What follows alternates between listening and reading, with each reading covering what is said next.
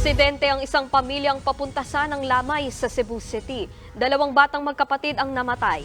Yan at iba pang disgrasya sa kalsada sa report ni John Aroa.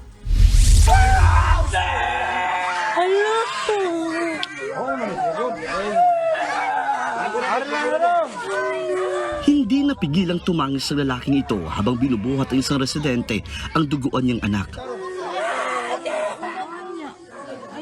Sa di kalayuan, isang bata rin na makikitang nakahandusay sa daan. Ganyan ang kanilang sinapit matapos madisgrasya sa barangay Sinsin, Cebu City. Base sa investigasyon ng mga pulis, angkas ng kanilang padre de pamilya na si Herman Pardillo, ang kanyang misis at 3 nilang anak sa motorsiklo. Papunta raw sana sila sa lamay ng kanilang kaanak. Na-aksidente sila, nawalan ng brake. Doon sa pitaas, may narinig akong sumisigaw ng tulong. Yung nakamotor, napakabilis talaga nung takbo nila. Sumalpok ang motor sa pader at tumilapon ang mga biktima. Dead on the spot ang magkapatid na sina Kathleen, 12 taong gulang, at Yuhan, 9 taong gulang. Nakaligtas naman ang mag-asawa at 5 taong gulang nilang anak na nagtamula ng sugat.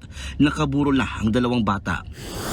Patay rin ang isang sundalo na sakay ng motorsiklo matapos bumangga sa isang bus sa Ilog Negros Occidental kagabi. Galing Kabangkalan ang biktima ng madisgrasya. Base sa investigasyon, nag-overtake ang sundalo sa sinusundang tricycle pero tiyempong paparating na ang bus. Sa lakas ng impact, tumilapon ang rider at pumailalim ang motor sa bus. Sumuko naman sa mga pulis ang nakabangga ang driver.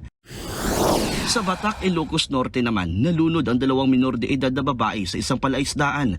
Kinilala ang mga biktima na si Janice Aganos, 14 na taong gulang, at Jamel Sagun, 8 taong gulang. Sinundan lang ng mga bata ang kanilang lola sa palaisdaan para kumuha ng kuhol. Pero napadpad ang 2 babae sa malalim na bahagi ng fish pond at doon nalunod. Humingi naman ng saklolo ang kanilang lola para masagip ang 2, pero dead on arrival na sa ospital ang mga biktima.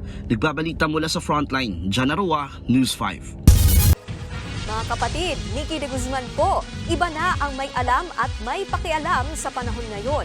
Para sa tuloy-tuloy na balitaan sa Frontline kahit weekend, mag-follow at mag-subscribe sa social media pages ng News 5.